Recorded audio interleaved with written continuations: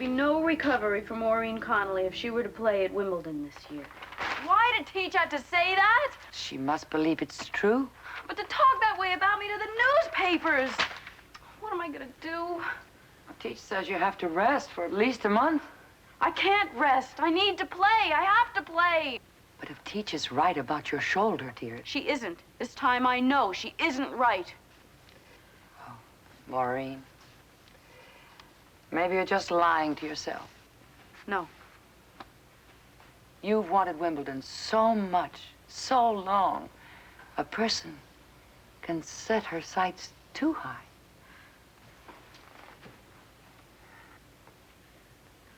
You agree with Teach? Well, Maureen, don't ask me to decide. I mean, you know how I am. You think I'm trying to go too fast?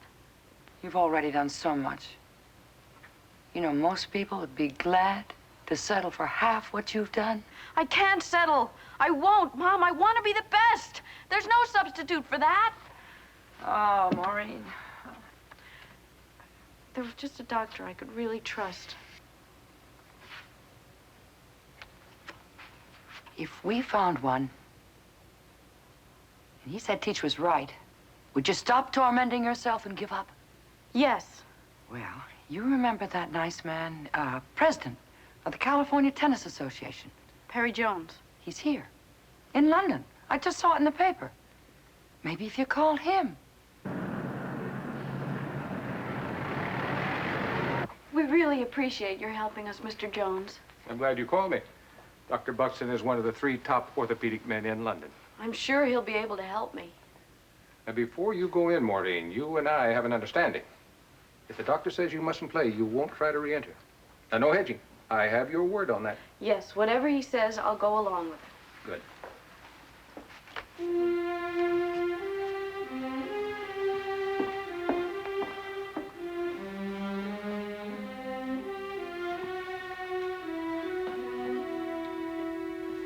Well, Miss Connolly, you do not have a torn muscle. What's causing the pain? You have fibritis. That's a common congestion of the shoulder muscle. I'll make an appointment for you with an osteopath. He should be able to relieve most of the pain in one treatment. Then you should have a series of machine treatments twice a day to break up the congestion. But I can play. Certainly you can play. Oh, doctor! Oh, thank you. Thank you. You don't know what this means to me. I'm beginning to sense its importance. Oh, oh boy.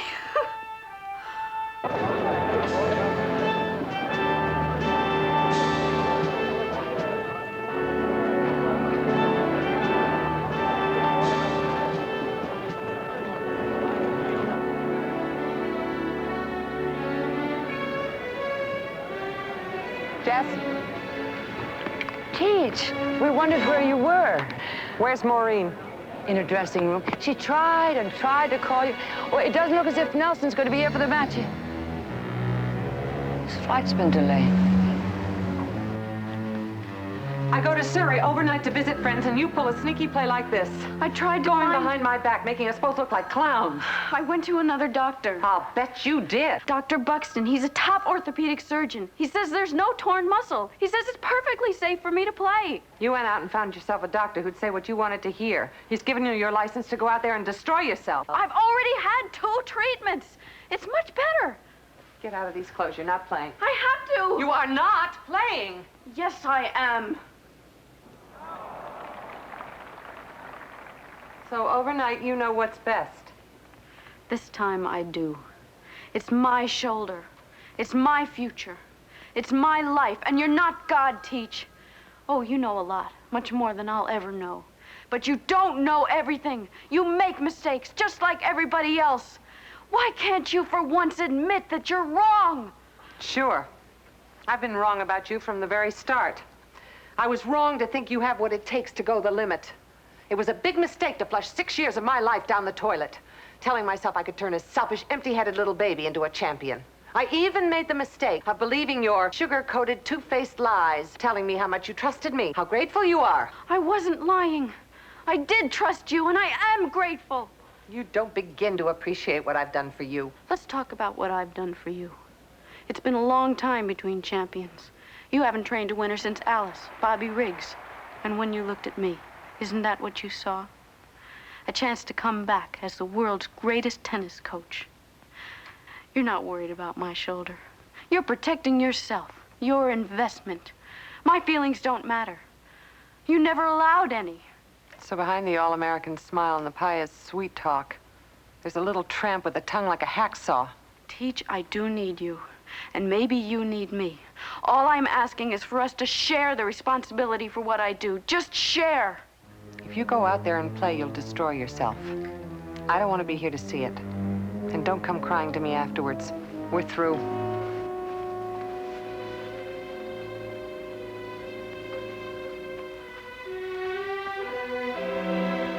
Teach?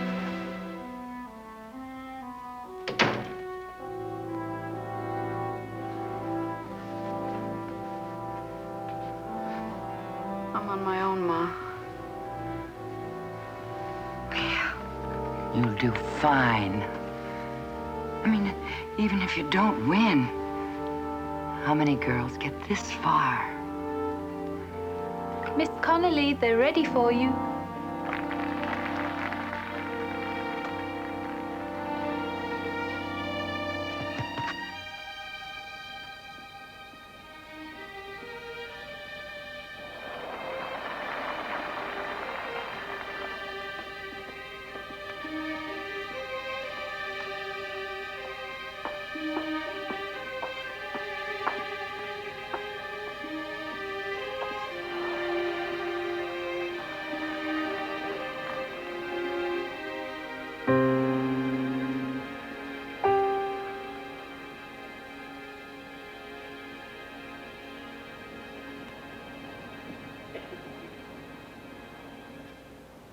Ladies and gentlemen, the All England Lawn Tennis Club welcomes you to the Wimbledon Ladies Singles Championship matches. On my left, from the United States of America, Miss Maureen Connolly. On my right, from Great Britain, Miss Susan Partridge.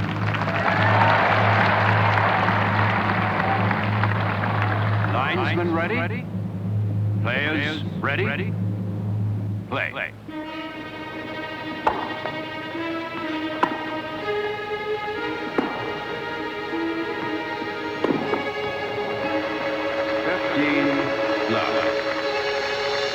Susan Partridge was a good player, but you'd beaten her at East Hampton, and I had felt it would be an easy win.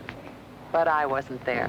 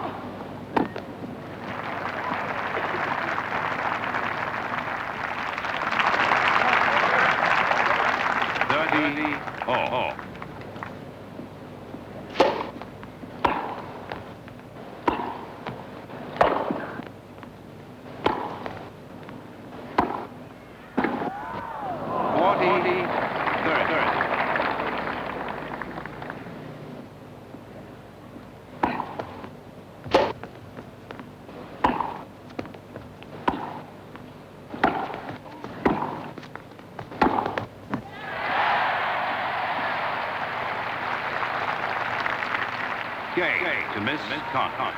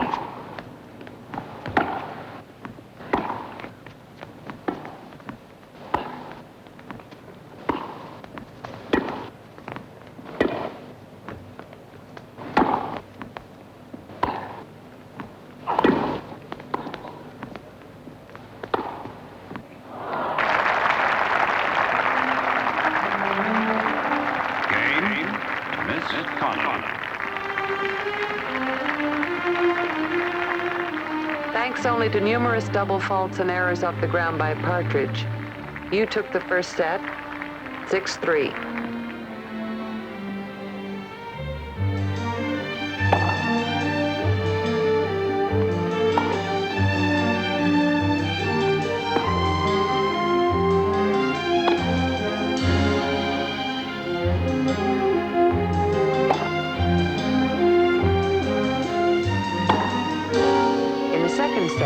Partridge changed her strategy. She softballed you from the start, forcing you to return one high lob after another, which aggravated the pain in that shoulder.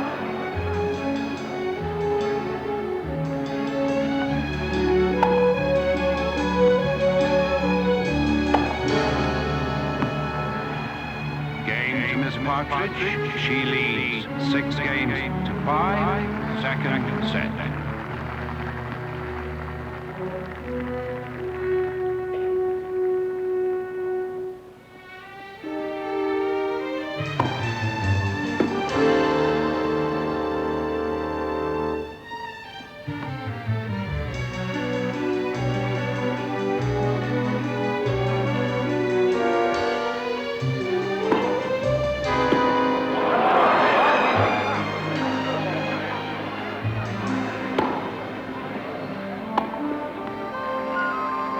Partridge rallied to win the second set 7-5, tying the match.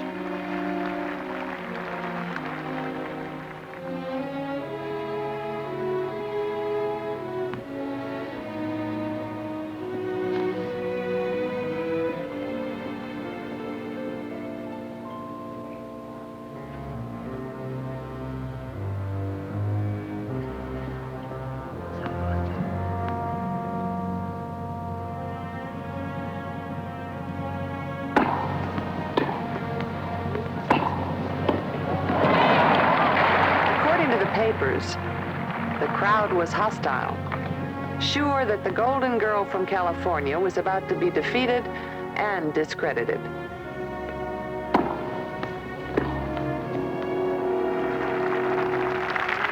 The set was 5-4 in Partridge's favor. The game score 15-30. Susan Partridge was within 2 points of winning the match, eliminating you.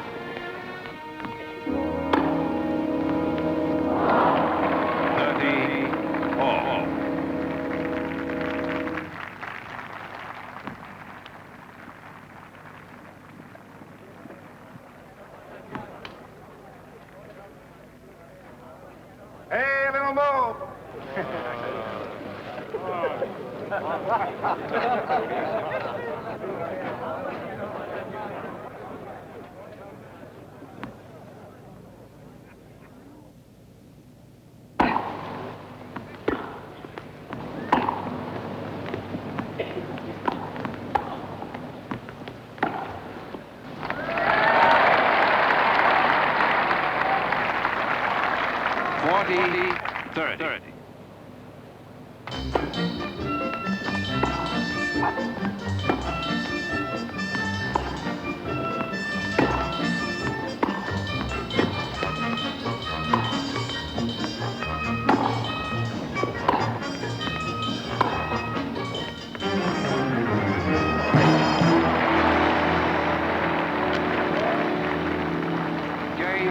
And match to Miss Connolly, 6-3, 5-7, 7-5.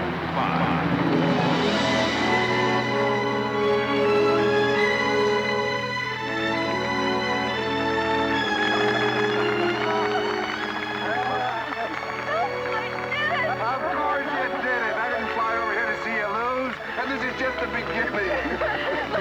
No one can stop me now.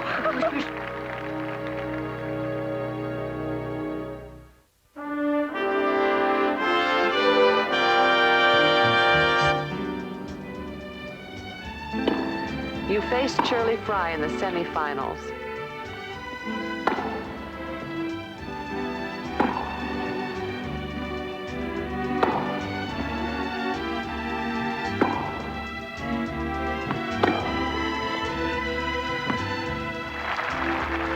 You won in 2 sets, 6-4, 6'3".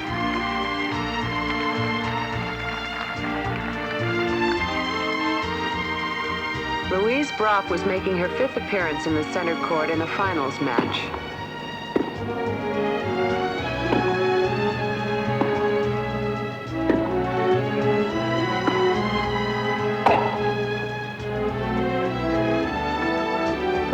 But experience didn't save her.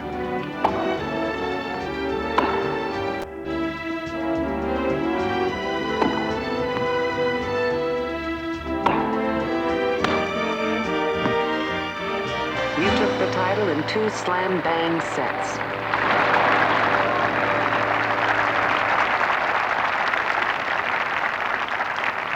Game, set, and match to Miss Maureen Connolly of the United States of America, the new Wimbledon Ladies Singles Champion.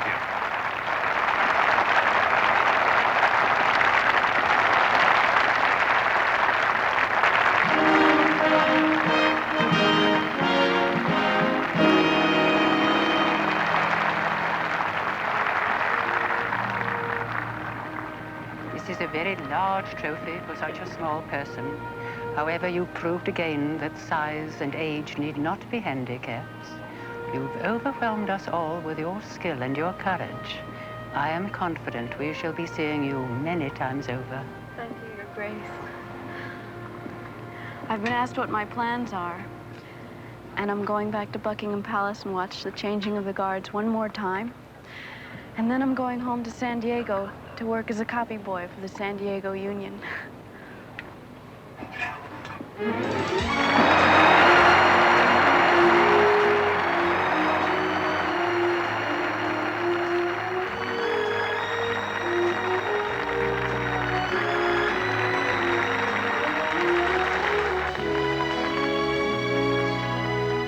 Maureen has done so much for San Diego. We wanted to do something for her.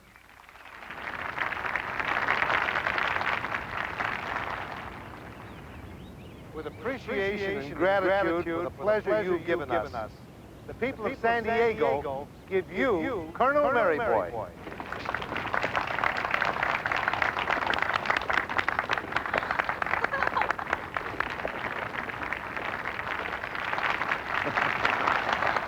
Thank you. Thank you all. It seems lately as though every day another one of my dreams comes true.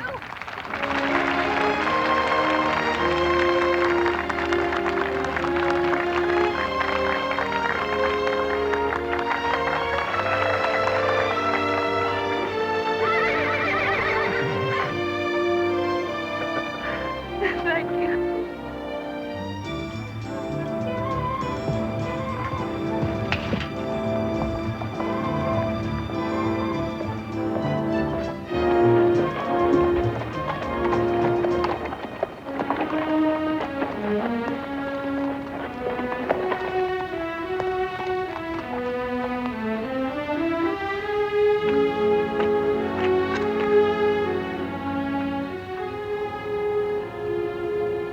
Great-looking horse. Yeah.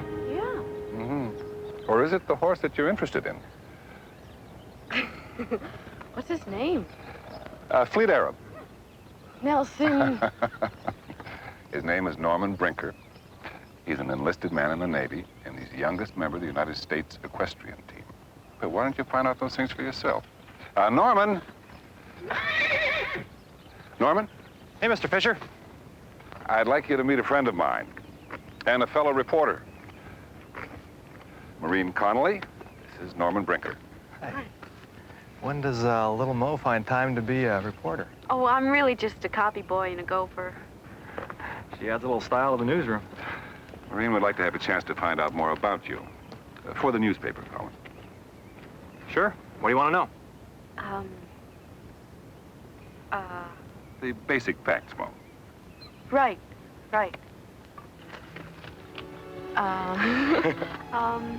Married or single? Single. And dedicated to staying that way. Where did you learn to ride? I grew up on a ranch in New Mexico. Look, I really should be working out. Maybe we could pick this up later? All right. You in the phone book? Yeah, under J. Connolly. Okay, I'll give you a call. Okay. Hey, I'm out a lot. Keep trying.